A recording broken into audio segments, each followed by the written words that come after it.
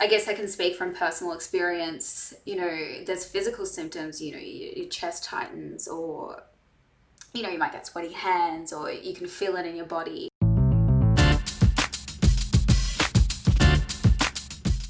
Hey, I'm Marty Smiley, and this is How Are You, a series brought to you by Kids Helpline.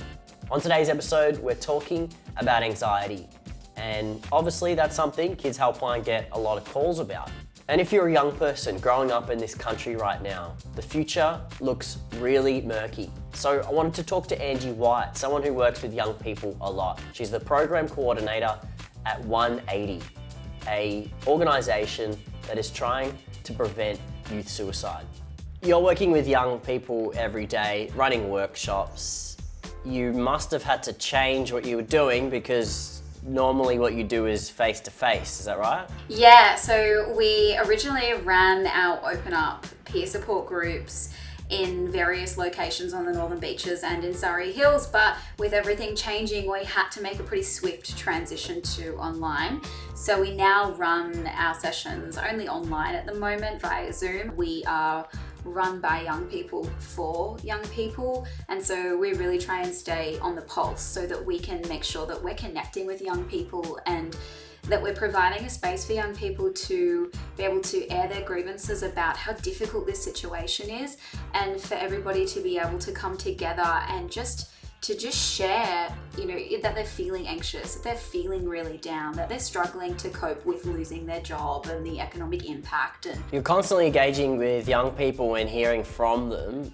How are they feeling at the moment, and how do they see their future when it seems so unclear?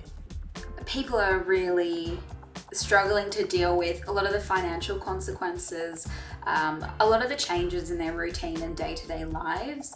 I think a lot of the social consequences as well, and not being able to see friends or connect with family and hang out in big groups. There definitely has been a lot of anxiety around that for our participants. We've also found as well that in the groups, people are not just talking about COVID-19, but they're also bringing up a lot of other topics that are associated with that, how relationships are changing, how their work situation is changing. So yeah, I think there's been like a big knock-on effect with the situation in lots of different facets of their lives.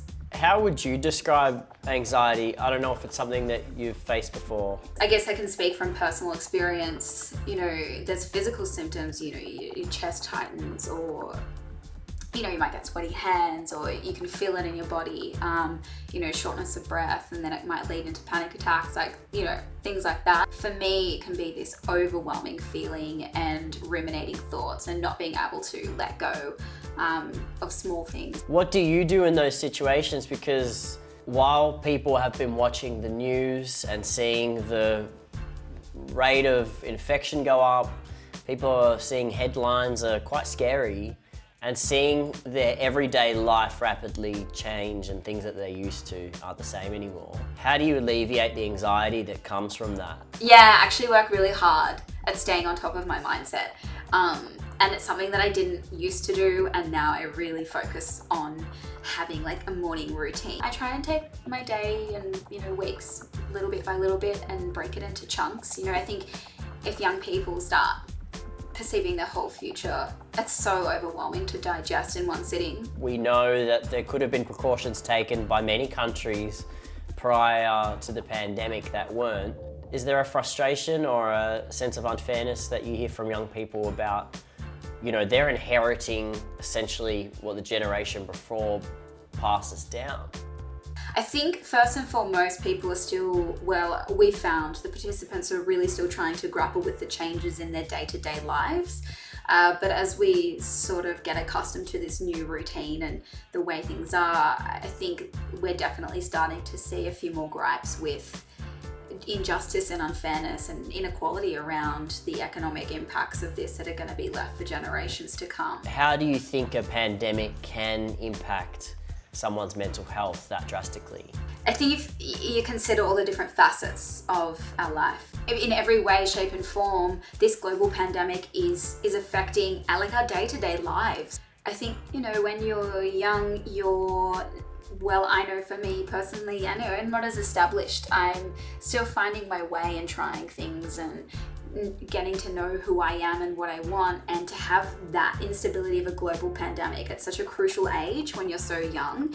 You know, do you have any tips on what a person can do if their friend is going through an anxious period? Just be there to let them feel heard, and text them, call them, listen to them, let them speak. That would be my advice. Thanks for watching. If you want to hear more, head to kidshelpline.com.au or on web chat or email, hit them up. You can also give them a call on 1800 55 1800 for any time, any reason. Tune in next time. We're going to be speaking with Alex Johnston about coping with change when your chips are down.